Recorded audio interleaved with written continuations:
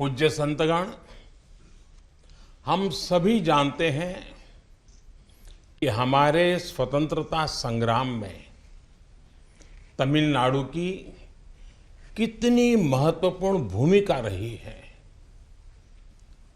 वीर मंगई वेलु नाचियार से लेकर मर्द भाइयों तक, सुब्रमण्यम भारती से लेकर नेताजी सुभाष चंद्र बोस के साथ जुड़ने वाले अनेकों तमिल लोगों तक हर युग में तमिलनाडु भारतीय राष्ट्रवाद का गढ़ रहा है।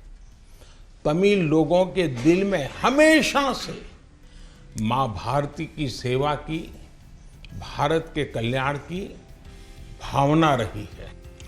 बावजूद इसके ये बहुत दुर्भाग्यपूर्ण है कि भारत की आजादी में तमिल लोगों के योगदान को वो महत्व नहीं दिया गया जो दिया जाना चाहिए था। अब बीजेपी ने इस विषय को प्रमुखता से उठाना शुरू किया है। अब देश के लोगों को भी पता चल रहा है कि महान तमिल परंपरा और राष्ट्रभक्ति के प्रतीक तमिलनाडु के साथ क्या व्यवहार हुआ था।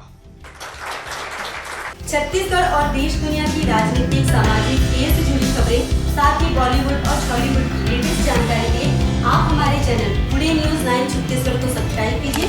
साथ में आप बेल आइकॉन पर जरूर क्लिक कीजिए।